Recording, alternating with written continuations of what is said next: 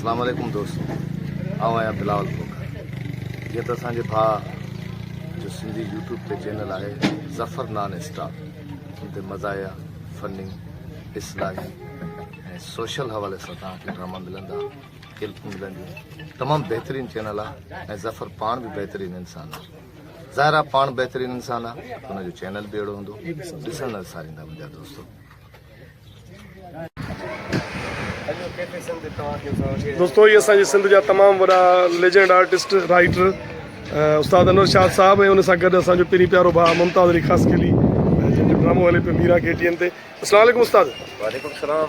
उस्ताद जी कीअं कराची में तव्हां घुमण जे ख़्याल सां निकिरी पिया हो या बस अॼु पहिरीं प्यारा दोस्त गॾु आहिनि। अॼु असां सां काफ़ी आर्टिस्ट गॾु आहिनि। असांजो PM साहब बि गॾु आहे असां सां, मुंहिंजो डायरेक्टर मीरा जो ऐं मुंहिंजो डायरेक्टर जो बीठो आहे जेको मुंहिंजी रिकॉर्डिंग करे रहियो आहे। असांजो रूबी अली बि माशाल्लाह असां सां गॾु आहे ऐं जावेद खारानी असांजो पहिरीं प्यारो दोस्त जेको असांजो डायरेक्टर आहे ज़िंदगी जो। सभु गॾु आहियूं। अॼु मूड थी वियो त अॼु कैफे सिंध तंहिंखां हुई सिंध कैफे सिंध असांजे ईअं सम्झो असांजी KTN जो पंहिंजो होटल ई आहे ऐं बहितरीनु सिंधी खाधा असांजा हिते मिलंदा आहिनि ऐं असां शौक़ु सां ख़ासि करे खाईंदा आहियूं। उस्ताद वारी महिरबानी। ऐं मुमताज़ साहब को पुछंदासीं त मुमताज़ साहब कैफे सिंध ते तव्हां आया हो, अॼु तव्हां हिते कीअं था महसूसु कयो त हिते तव्हांखे लज़ीज़ खाधनि जे चकर में आया हो?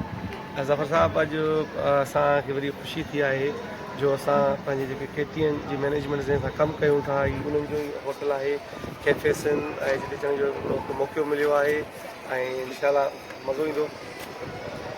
माशाल्लाह ॾाढो भलो। तव्हां भला नालो ॿुधी हिते पहुता हो कीअं?